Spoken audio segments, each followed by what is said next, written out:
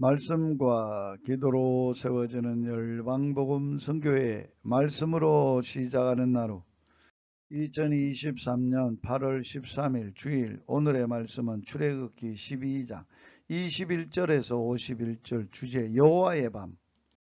6월절은 이스라엘의 오랜 노예 생활에서 해방되는 날입니다. 감격의 날입니다. 출애굽 전야의 6월절 어린 양은 그리스도의 속죄의 피를 흘리시고 우리를 구원하신 모형이므로 중요한 의미를 갖는 것이며, 하나님께서는 자손 대대로 이 규례를 지킴으로 하나님의 구원의 은혜 가운데 사는 백성이 되기를 원하셨습니다. 6월절은 어린 양의 피를 믿는 하나님의 백성에게는 구원의 날이지만 어린 양의 피를 믿지 않는 애굽인들에게는 심판의 날이었습니다. 그리스도의 보혈의 공로는 모든 믿는 자에게는 구원의 능력이 되지만 믿지 않는 자에게는 하나님의 진노가 되는 것입니다. 첫째, 구원의 밤. 모세는 이스라엘 지도자들을 불러 모아 모든 백성이 하나님께서 말씀하신 6월절의 규례를 지키도록 했습니다. 백성들은 하나님의 구원의 은혜에 감격하여 모두 머리 숙여 경배를 드렸습니다. 그리고 모두 물러가서 모세의 명한 대로 순종했습니다. 6월절 어린 양의 피를 문설주에 발랐습니다. 그것은 믿음의 행위였습니다. 하나님께서 이스라엘 백성들에게 구원을 베푸시는 것은 이스라엘 백성들은 의롭게 살았고 애굽인들은 악하게 살았기 때문입니까? 행동이나 외모나 혈통이나 종족이 그 기준이 아니었습니다.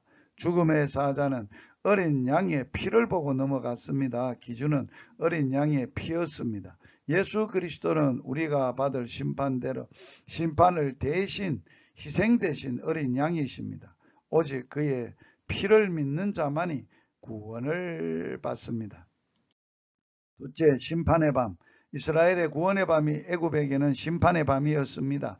그 밤에 애굽 땅에는 모든 처음 난 것들이 바로의 장자로부터 옥에 갇힌 자의 장자와 생축의 처음 난 것까지 죽음을 당했습니다. 이 심판이 갑자기 임한 것입니까?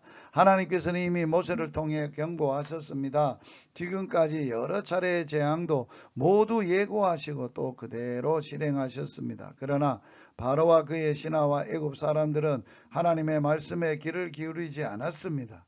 애굽에서는 한 집도 구원을 받지 못했다는 사실이 그들의 고집이 어느 정도였는가를 보여줍니다. 하나님께서는 예수 그리스도를 피를 믿는 자에게는 구원의 약속을 하셨으며 믿지 않는 자에게는 심판이 임할 것을 분명하게 말씀하셨습니다. 끝까지 회개하지 않고 고집을 부리는 이들에게는 하나님의 심판이 임할 것을 분명한 사실입니다. 셋째, 출애굽하는 이스라엘. 바로는 드디어 출애굽을 허락했습니다. 장정만 60만의 중다한 무리가 많은 생축과 함께 애굽을 떠났습니다. 애굽 사람들은 이스라엘 백성들에게 금, 은, 폐물과 의복을 주었습니다. 하나님께서 애굽 사람으로 이스라엘 백성들에게 은혜를 입히셨던 것입니다. 이스라엘 백성이 애굽에 거주한 지 430년 만이었습니다. 이런 일은 모두 하나님의 원대하신 구속의 경륜과 계획 가운데 이루어진 것입니다. 하나님께서는 모세와 아론에게 다시 한번 6월절 규례를 말씀하셨습니다.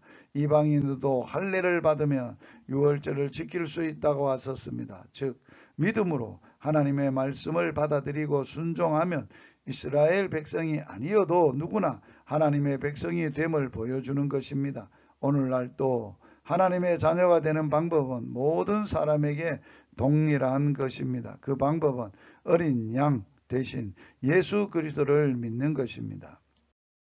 말씀을 붙들고 이렇게 기도합니다. 주님, 요한복음 3장 36절 있는 말씀, 아들을 믿는 자에게는 영생이 있고 아들을 순종치 않은 자는 영생을 보지 못하고 도리어 하나님의 진노가 그 위에 머물러 있느니라.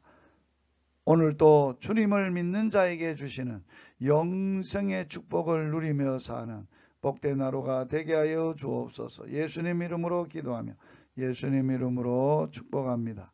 할렐루야.